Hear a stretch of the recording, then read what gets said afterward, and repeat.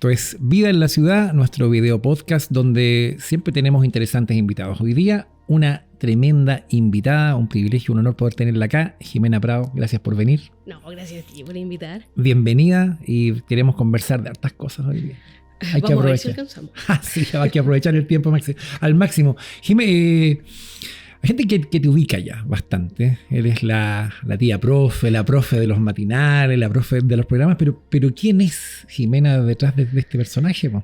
Jimena es una persona con muchos intereses, con muchas ideas, siempre hartas ganas, pero esencialmente la educación y la historia son mis ámbitos de dedicación, donde he podido avanzar mucho, hacer hartas cosas, y en estos días más del 90% de mi tiempo se va en la maternidad, mamá de 2 hijas, sí, así es. de 2 perritas, esposa, cocinera y muchas otras cosas que uno hace en la casa. Múltiple. Sí, multifunción. Admiro. Sí, oye, ¿de dónde se saca la fuerza para eso? Porque las jornadas son bastante largas. Nadie lo sabe. Interesante. Sí. Son milagros del Señor. Sí, nomás. así es. Oye, aparte de la historia, no te conozco en otras facetas. ¿Qué es lo que te gusta hacer, Jimena? Me gusta ver películas, me gusta leer. En realidad, con la lectura yo como que vivo en muchos mundos, muchos tiempos. Si yo pudiera aislar un solo pasatiempo que me define, es leer. Que bueno, no se puede mucho, pero... Sí, ¿a qué hora lees? Leo cuando mi hija mayor entrena, ahí llevo el librito, así lo avanzo de a poquito. Interesante. Y antes en las noches, pero la verdad que me está perjudicando un poco la calidad del día, entonces sí. Cuando entrena. Ya, interesante.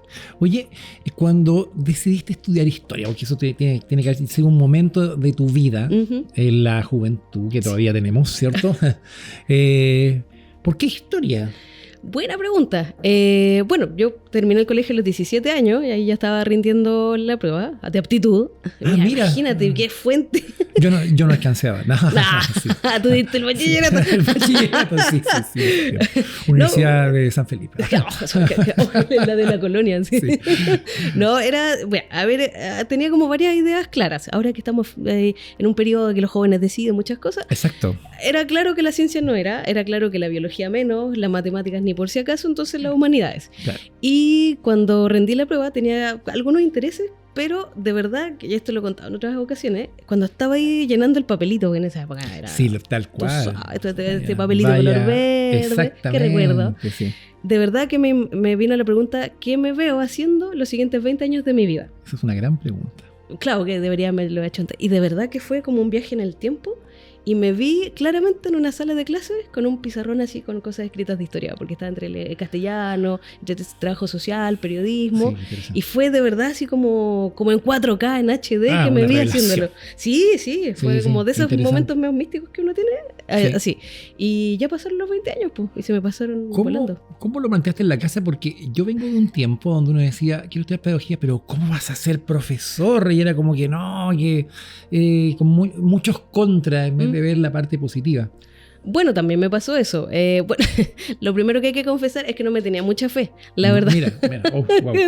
Es que la verdad que la parte científica siempre me bajaba el promedio, entonces estaba al 5.9, 6, ahí siempre rondando. Entonces era como un fantasma y mi hermano estaba estudiando, entonces mucho dinero no había como para auspiciarme y me fue bien en ese es el punto. Prueba. Te fue bien en la prueba. Sí, y bueno, como todos los humanistas nos dicen, pero ¿por qué pedagogía? Mejor, ¿por qué no estudia Derecho? ¿Qué se parece? Derecho. Si no periodismo o psicología o trabajo social. Es que periodismo ya estaba saturado. En ese tiempo ya. Sí, ya estaba saturado. Imagínate. Chicos, tomen apunte. Sí. Entonces, y fue como, bueno, ya. Y el discurso en mi casa siempre fue, haga las cosas lo mejor que usted pueda. Si va a ser profesora, la mejor profe posible. Qué buen discurso. Sí, pues igual, pero si quiere abogado, mejor. Pero claro, de mejor también. Claro, sí. Y al final, claro, eso resultó con un gran esfuerzo familiar. ¿De qué ciudad eras tú? Éramos de Santiago y habíamos llegado hace como 2 o 3 años a Valparaíso. Estaba viviendo en Valpo. Sí, precisamente por un ajuste de presupuestos, porque mi hermano estudiaba biología marina, entonces iba como en 4º o 5º, más yo que entré. Entonces ahí mejor venirse a vivir que pagar la pensión. Absolutamente, sí, iba más de la mitad del sueldo de mi papá, que no es profesional. Entonces él también tenía esta meta de que fuéramos profesionales. Para era profesional. No, nosotros se sacaba la remure trabajando. Sí, porque viajaba a Santiago. Viajó casi 20 años a Santiago. Se vino a vivir acá y siguiendo trabajando en Santiago. Sí, una historia, es otra historia. Entonces él dijo, mis hijos tienen que somos primera generación, con grado y posgrado. Entonces hizo el esfuerzo porque sabe que era lo que había que hacer. Y después yo me enteré que hay harto familiar, sobre todo por el lado Prado, que fueron profes. Entonces como que corría por ahí. De familia. Venía sí, me lo ocultaron, después me lo revelaron. Después te contaron. Oye, ¿ha habido un acercamiento, idea mía, de los medios de comunicación hacia la historia? Porque, perdóname, yo antes jamás veía, salvo el profe Campuzano y el profe Bandera, que era un tema más de lenguaje, quizá un tema más misceláneo, de un acercamiento un poquito más en serio de los medios hacia la historia. Cuéntame, ¿cómo lo has visto tú? Sí, o sea, es que mira, trabajo nunca me ha faltado. Y en general, gracias al Señor, y en general lo que yo siempre vi es que las personas quieren aprender. De hecho, era mi discurso en la sala cuando típico que uno se presenta, que la del profe de historia, es que el problema no es aprender, es que quién lo transmite ese conocimiento. Y de hecho me encontré con Campuzano alguna vez en un estudio. Entonces yo creo que el problema no era la falta de interés, era en el fondo el quién transmitía o quién estaba a cargo de esto. Entonces Campuzano, me acuerdo que había otro que falleció hace poquito, que hacía unos videos lentos de historia que hablaba así muy modulado. Entonces interés siempre hubo, solo que faltaba el tiempo, el momento y también que se abrieran temas, porque la historia en esta época que estamos hablando hace 20 años atrás, 10 incluso, era como muy cívico, muy político, del héroe, y la verdad que es interesante, pero no tanto. Sí, sobre todo para la gente un poco más joven está el mote de fome, ese tema, no, que lata, y no es así. Es que es, pero no es, porque en el fondo, mira, los profesores de historia y los historiadores somos en el fondo chismosos, pero muy... Claro, académicamente hablando. Claro, porque mi pregunta siempre fue cómo viven otros antes que yo, o por qué hago las cosas como las hago. Claro. Entonces, claro, si te lo cuentan como desde la pintura esta decimonónica del caballero muy compuesto, no calza Era tanto. Muy fome ese mundo, ¿cierto? Alguien dirá si lo ven así. Sí, es que por eso te digo, es como igual que cocinar.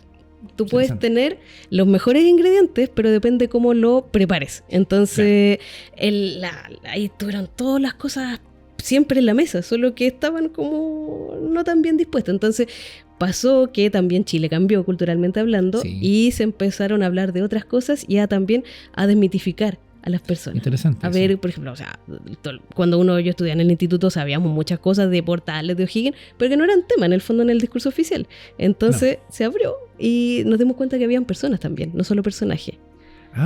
Sí, eso es un cambio, es un cambio al acercamiento, es interesante. Y eso provoca también mayor interés en la gente también, ¿o no? Sí, todo el rato, pero es que ¿quién no quiere enterarse de del lado B? Exactamente, sí. Sí, yo soy un amante de esto, te digo, yo soy un aficionado a la historia, me encanta leer historia, te sigo siempre en los canales, en todos los programas. Trataré de no ser fan, dijo Luis Jara, le dijo a Robbie Williams. Claro. Trataré de no ser fan. Pero no me lo digan en inglés. Que no se me note. ¿Ya?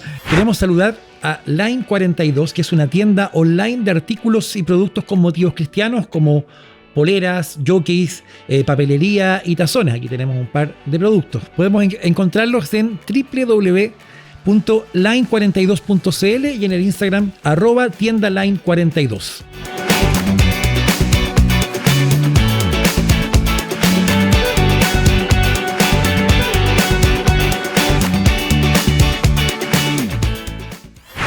¿Nos gusta la historia entonces a los chilenos? ¿Somos buenos para la historia? Siempre. Es raro que no sea el interés, porque también es un ejercicio que es muy humano. En el fondo es rastrear de dónde vengo. Claro. Sí, o sea, todos nos constituimos en base a un relato. Exactamente. Que no nos demos cuenta de otra cosa. Sí. Oye, pero por lo mismo, en ese punto, ¿tú ves un vacío aún de contenidos en esta oferta, digámoslo así, de los medios? Hay temas que nunca se han tocado. Siempre falta. Y también me pasa que empiezan como la redundancia.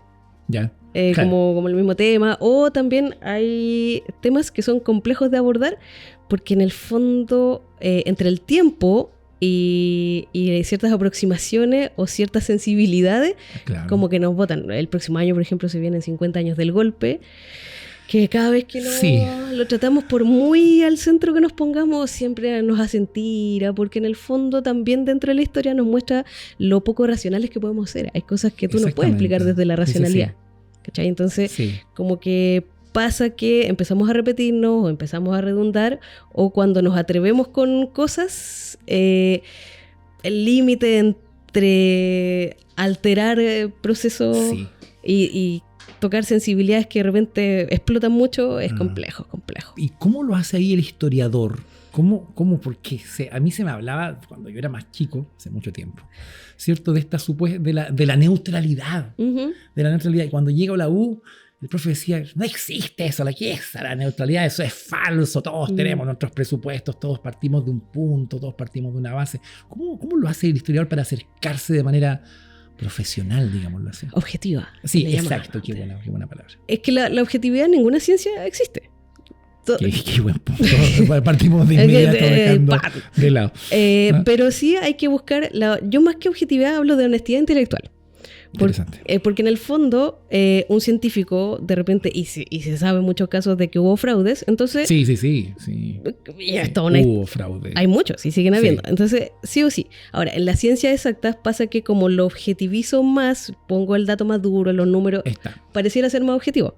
Pareciera. Claro. Y en teoría siempre es. Ahora, en el caso de las ciencias sociales, como es un humano estudiando a humanos, por supuesto que está mucho más mediado por este ser humano. Entonces, lo primero que uno le enseñan en la universidad, en la metodología de la historia, es tú partes desde un momento histórico analizando otro. Entonces, tienes que hacer este viaje. Claro. Y ahí donde yo por eso también digo honestidad intelectual en decir, mire, yo estoy parada en este punto, miro desde este lado, y también tengo que, justamente esta conversación que estamos teniendo, hacer conversar y leer todas las fuentes posibles, aunque no te guste lo que te diga. Y si se te desarma la hipótesis...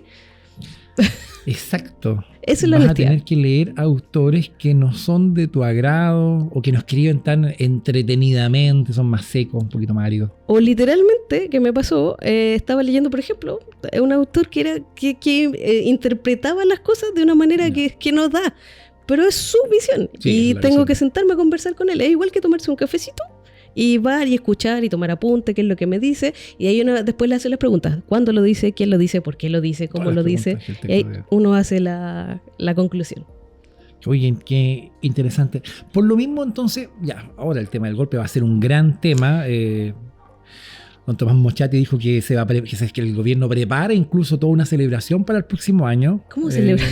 No sé si una conmemoración. Hoy día se hace esa diferencia tremenda entre conmemorar y celebrar. Pero que va a haber mucho recurso para hablar, para hacer un nuevo relato, para aprovechar, sacar réditos políticos. Ya saber uno. Pero es una fecha que va a marcar y que sin duda va a haber pega en eso. Mucho trabajo. Demasiado. Oye, y por lo mismo, ¿cómo trabajas tus fuentes? Tú. Y el trabajo del historiador, de trabajar la fuente. Primero, recopilar la mayor cantidad posible de fuentes. Y que nunca va a ser suficiente porque siempre hay fuentes nuevas. ¿Y qué pasa ahí? Porque ya, tomas ciertas fuentes, pero ¿está todo escrito acerca de eso? Generalmente no. No, nunca. Y también al principio si estuviéramos hablando en el siglo XIX, esta misma conversación, te diría la fuente escrita.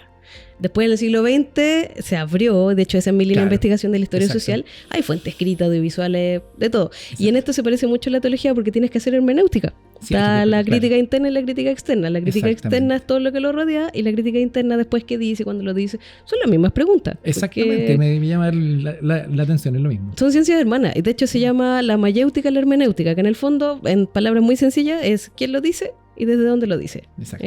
Y después uno hace esta síntesis, lo mete a la juguera. Sí. Y de ahí se te desarma de repente la preparación porque encuentras otra fuente. Dentro de todo esto hoy día se habla mucho de este fenómeno de las fake news. Es un tema, da para memes, da para análisis. Me encanta. Y también te encuentras con esto, con relatos que se han armado, ¿cierto? En torno a hechos y a personajes que de repente al estudiarlos más no son tan así. ¿Te ha pasado? Es que fake news es el concepto súper entretenido para decir noticia falsa o mentira. Derechamente. O distorsiones. Sí. O también, lo que de repente uno se escuda, es en medias verdades también. Claro, entonces, en la fake news siempre han existido en la historia. Lo que pasa, por ejemplo, cuando tú ves... Ahora se llaman fake news. Claro, por ejemplo, cuando tú... Lo más simple. ¿Has visto los retratos de los reyes? Claro. Siempre son más bonitos. Es espectacular. O sea, el Photoshop increíble. O sea, claro. Entonces, ahí es donde viene uno el trabajo de discernir. Exacto. En el fondo, ¿qué es lo falso? ¿Qué es lo incierto, lo inverosímil, lo inexacto, lo distorsionado? Y eso ha sido desde siempre la tarea del historiador. Pues primero es ver el relato oficial, construirlo, que es obviamente el que está más cerca del hecho, del personaje, y de ahí uno viene a analizar el análisis que está detrás. Pues. Entonces, no es un fenómeno nuevo, no hay nada nuevo bajo el sol. Entonces, sí. Lo leí por ahí en algún libro viejo. Te suena. Muy antiguo. Era mi libro favorito al principio. Entonces, siempre han existido, solo que van cambiando los conceptos. Ahora, ¿cuál es el problema? Que ahora como hay muchos medios, aquí estamos en un tipo de medios, ¿no es cierto? Exactamente. Crecen a la velocidad de la luz y hay todo también un fenómeno psicológico y político actual, que en el fondo es la desconfianza que hay en las instituciones.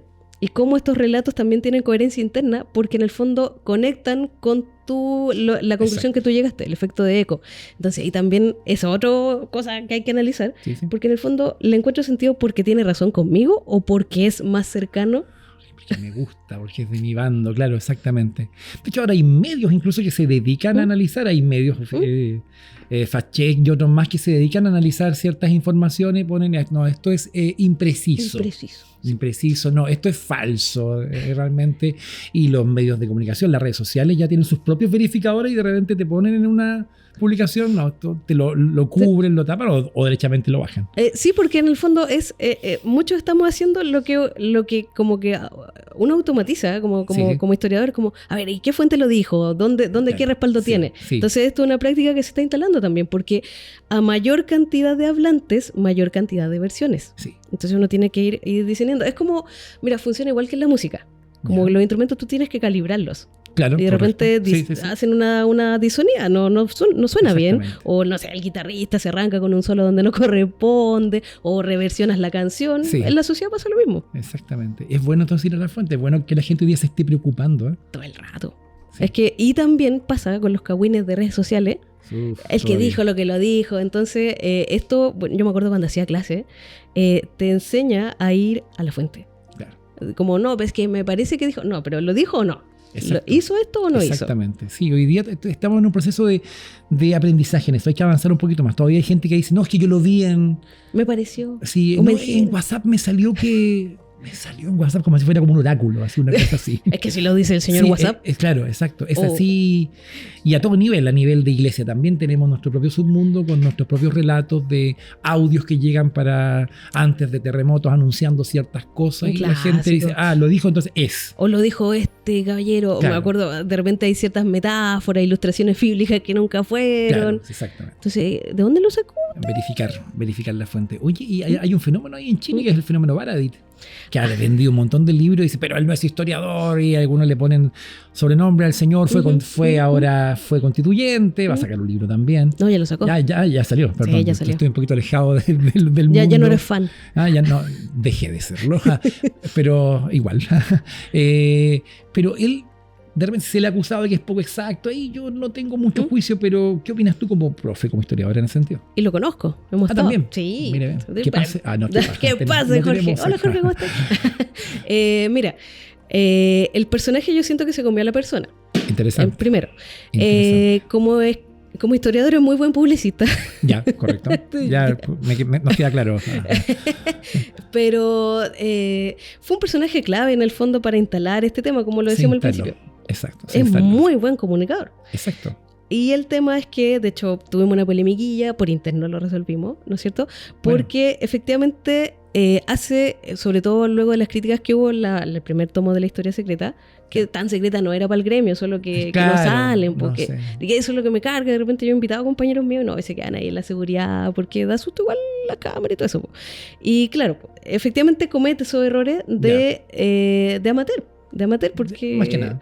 O sea, si sobreviviste, en mi caso 8 años entre ida y vuelta y posgrado y todas esas cosas, hay una forma de pensar, sí o sí. Correcto. ¿Te fijas? Y por mucho que él hizo el esfuerzo de ir a fuentes, pero incluso las fuentes tú tienes que hacerle la crítica, por muy primera fuente que sea. Exacto. Entonces comete esos errores de que no pasó por la escuela, lamentablemente. Claro. Y quizás, tal vez, en su entusiasmo, en su emoción, vamos a leerlo de buena manera, correcto, ser bien intencionado, quizás no sometió al juicio de algún profesional. Sí, y eso es un riesgo que pasa en todo lugar, ¿eh? A nivel de opiniones, cuando la gente de su propia opinión hace hechos. Y es así. A mí me pasa que cuando me llaman, por ejemplo, a hablar de temas de ciencia política o política, yo digo, ¿sabes qué? Hasta aquí llego. Wow. Porque no... ¿Te ha pasado en vivo así? Siempre. De hecho, advierto ahora, por favor, no me pregunten del tanto de la contingencia, siempre mirando para atrás. Un poquito antes. Porque no es mi área de... Estudié y todas esas cosas, pero no estudié ciencia política. Ya, tú tienes tu opinión, pero esa es otra cosa. Y también yo de repente no conozco todas las fuentes, no tengo la mirada. Es como que me pongan a enseñar teología sistemática. He leído, pero no es mi área. Qué bueno. ¿Deseas capacitarte para servir al Señor en tu iglesia local? ¿No has podido hacerlo por tiempo o por dinero? El Instituto Bíblico Visión, IBV, de la Iglesia Asamblea de Dios Autónoma de Viña del Mar es la gran alternativa para ti. Clases online durante los días sábados por la mañana. Si no puedes acceder a las clases, hay una plataforma donde quedan todas las clases grabadas en un programa de 3 años, 5 semestres, donde vas a aprender teología sistemática, hermenéutica, homilética, historia de la iglesia y griego bíblico. Contamos con profesores capacitados que pueden hacer de tu experiencia en el Instituto Bíblico una gran instancia de preparación para servir al Señor. Contáctanos al correo contacto@institutobiblicovision.cl. Te esperamos. Oye, y dentro del medio cristiano se están levantando también algunas plataformas que son muy, muy, muy interesantes. Está Byte, ¿cierto? Que es una página, creo que de Colombia, creo que no sé. Sí. Han hecho una buena labor. Están levantando este tema de la historia, de conocer. ¿Qué opinas de esos esfuerzos, Jimé? Genial, genial. De hecho, yo lo usaba para hacer clases, porque en el fondo conecta con hartos códigos culturales, que es lo breve, tratar de analizar el presente con el pasado, la transmedia. Así que, en general, todo esfuerzo que se haga de buena manera, con buen corazón, yo creo que hay que hacerlo. Hay que hacerlo lo más profesional y honestamente posible. ¿Falta todavía? Siempre. Es que siempre estamos en falta, encuentro yo. Sí. O sea, el día que uno esté contento con lo que hace, se murió. Ajá, sí. Oye, y en los seminarios, ¿cómo has visto tú cuando tienes algún conocimiento de los seminarios cristianos teológicos que se estén acercando también a la historia de la iglesia? O historia también universal, ¿por qué no? Pocaso. Ahí de nuevo me estoy metiendo en algo que no conozco tanto. Sí, nos quemamos, ¿no? Así que, pero sí me preocupa el hecho de que haya tanta atomización. Es como, ¿por qué no podemos? ¿Cuál es el gusto de dispararnos? Entonces, como que cada vez que me meto hay un plan fuego nuevo. Amigo. Sí. Como la diversidad también puede haber unidad, encuentro yo. Entonces, pero sí, me parece que en las mallas hay aproximación, pero de nuevo estaría metiéndome en un área que no conozco tan bien. ¿Es cierto que la iglesia desconoce un poco su historia, su identidad? Sí. 100%. Es que muchos de nosotros, a mí también me pasó. Sí. Creemos que donde estamos en nuestra casa es como la primera que hizo cosas. Claro. O ahí casi que empezó el cristianismo. Y no, para nada. Pero es trabajo de todos. Pues es trabajo de todos entender que hay alguien detrás tuyo que hizo cosas antes. Y esa es la pregunta que quizás... Bueno, la misma Biblia tiene libros históricos. Es un libro en el tiempo y el espacio. Exactamente. Y claro, consciente. Es que de repente la lectura devocional que hacemos... Como, no, ¿qué me habla mi corazón? Sí, habla. Uf, ahí hay un tema. Pero también tiene un contexto. Y de repente a mí me pasa que hay veces que escribo artículos y es como, oye, qué potente, como cuando tú estudias el contexto. Claro. Como que te bendice mucho más que la alegorización que hiciste. De todas maneras, a mí me pasó con un caso con estudiar las cartas de Apocalipsis, la carta de la iglesia a la Odisea. Vas al contexto geográfico, la Odisea no tenía agua potable. No tenía agua, venía de Hierápolis, que eran aguas termales, llegaba el agua tibia. Sí. Qué interesante el contexto. Ahora, esto quiere decir, y no lo que yo estaba interpretando, quizá, o sea, el frío caliente, de repente unas tergiversaciones así. Creo que es muy interesante y eso ahí es bueno estudiar historia de la iglesia. Para mí fue bueno conocer también a Justo González de repente con su historia del cristianismo, historia del pensamiento cristiano. Y decir que tampoco tenemos 500 años los cristianos. No, tampoco. O sea, típica cuando uno llegaba. No tenemos 500 años. No somos como los católicos. Sí, los católicos como la fuente de la herejía. Y tú ves muchas de las creencias y doctrinas esenciales. De ahí vienen antes de la reforma. De hecho, la reforma es una vuelta a esos primeros siglos. Exactamente. Oye, entonces, ¿cómo la iglesia debería acercarse a la historia? Desde un plano eclesiástico, ¿cómo podríamos acercarnos nosotros? Bueno, esos de los deberías sí me incomodan, pero... No, desde nomás, bueno, este programa lo auspicia alguna cremita para las quemaduras. Sí. no tenerle tanto susto, también confiar en los que se han aproximado con un poquito más de esfuerzo a esto y leer como si no hubiera un mañana de esto, consultar, preguntar y ser conscientes de que hay una historia, hay un contexto, hay un tiempo y un espacio en el cual el autor le habló y también desde donde nos va a hablar. Interesante. Y hay muchos recursos. ¿Sabes qué? El problema ahora no es la falta de recursos, el exceso de recursos que hay. Sí, exacto. Hay que poder filtrar un poquito, ¿no? Sí. Por eso hay que preguntar al que sabe. Exacto. Cuando tengas dudas, pregunte. Oye, Jimé, pasando un temita un poquito más personal, que no lo puse en la pauta por lo mismo. Porque, ¿cómo lidias con este tema de ser un poquito más conocida ahora en los medios? Es que sabéis lo que... Tú ya sabes lo que te voy a contestar. Esto es pura copucha más, pero no, sí, yo sé. Yo quería hacer esta pregunta. No, sí, yo sé. Pero es que tú ya sabes mi respuesta, porque ya te lo he dicho. Pero como pero no ellos lo no lo saben. Sí, no lo saben, usted que me está viendo ahí. Es que me pasa que yo no estoy consciente de eso. No lo hago pensando en eso. Y yo soy como de avanzar, seguir. Además que mi peor crítica soy yo misma. Entonces, es algo que estoy procesando, ¿sí? El síndrome del impostor y todas esas cosas que pasan. pero igual tenés que llegar a un canal.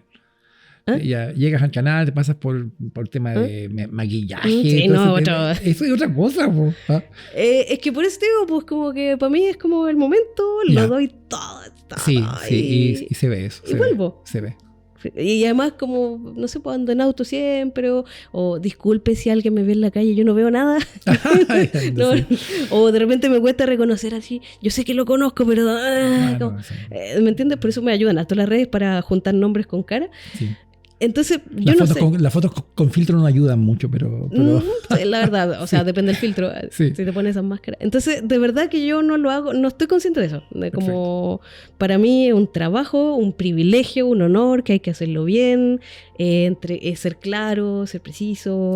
Sí, y lo que admiro también de ti en ese sentido es que de repente, porque no vas allá, como decimos en el buen lenguaje chileno, no vas a canutear allá, vas a trabajar. Es que no es mi trabajo. Pero cuando te ha tocado hablar de la fe, hablas con mucha convicción.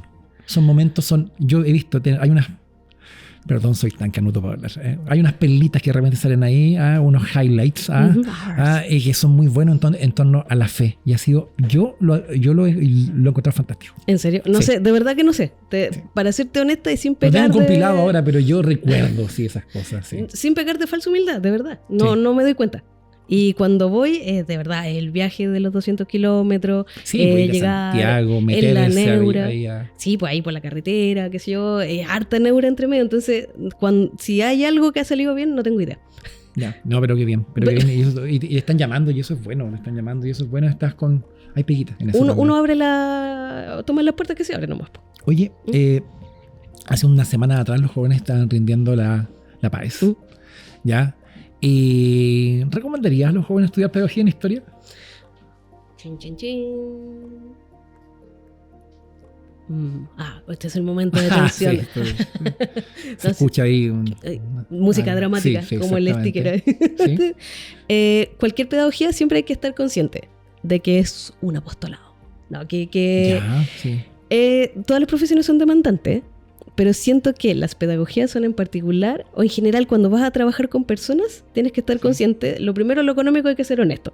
Sí, los sueldos no están al acorde al mercado, ni al esfuerzo, ni al desgaste que implica. Tener claro eso, que vas a tener que elegir una vida austera. O en cómodas cuotas, como tú lo escojas. Qué buen concepto el último, qué real.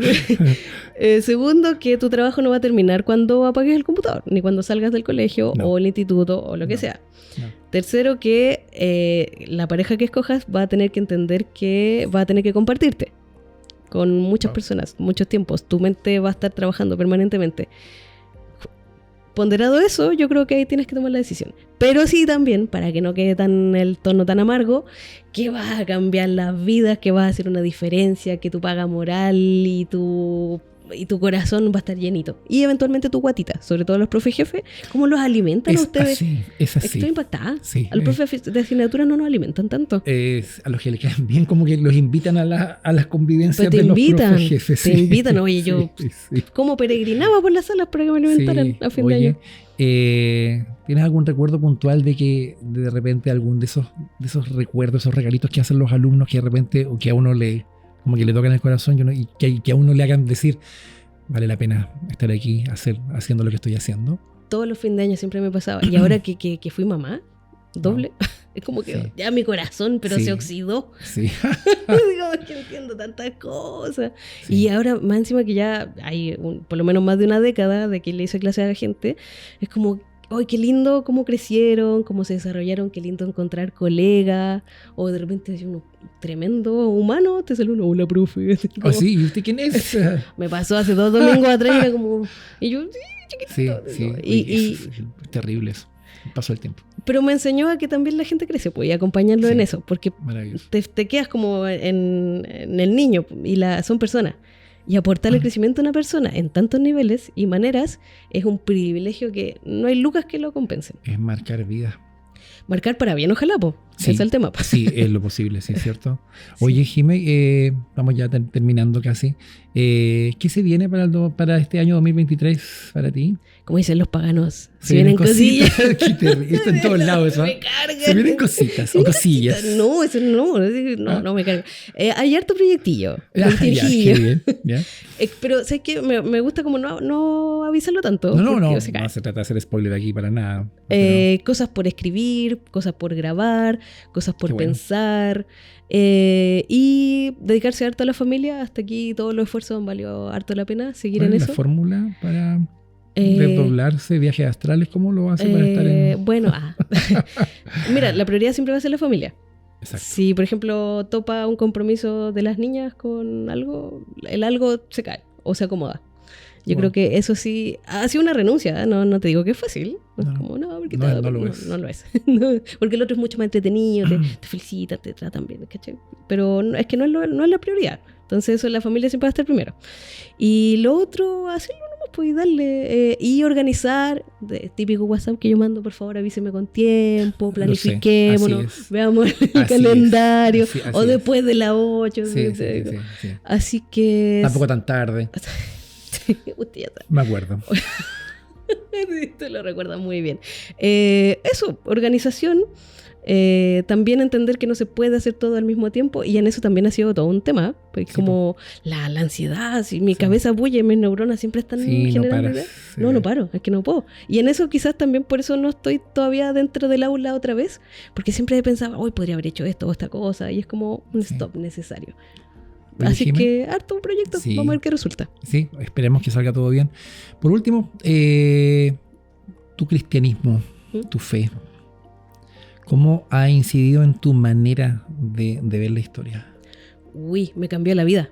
La vida. Porque, sobre todo, que también alguna vez lo conversamos, la fe reformada y su antropología, su explicación de la calidad y de la condición del ser humano, me ordenó todo, porque después de estudiar tanta guerra, tanta matanza, tantas contradicciones, era ¿por qué le pasa a esta gente que más encima no aprende? Somos la peor no, si me queda claro. De la humanidad. Sí, bueno. Cualquiera que estudia era como, pero ¿por qué esta gente? Entonces me faltaba como esa clave que me dio la antropología. Y otra cosa que también me ordenó es como hasta dónde llega el efecto en lo emocional, en lo intelectual, la caída. Y eso como que me ordenó todo. Y también me ordenó la forma de trabajar, que es como lo que yo te decía. Lo que sea que hagamos, lo vamos a hacer que brille, que dándolo todo, porque al final no es para mí. Es un servicio para los demás y para el Big Boss. Entonces, te ordena todo. Jimena, muchas gracias. Un placer haber compartido contigo en estos minutos. Se ha pasado muy rápido el tiempo. Ojalá verte en una nueva oportunidad. Muchas gracias. Esto ha sido Vida en la Ciudad, su espacio acá en este video podcast. Chau, nos vemos.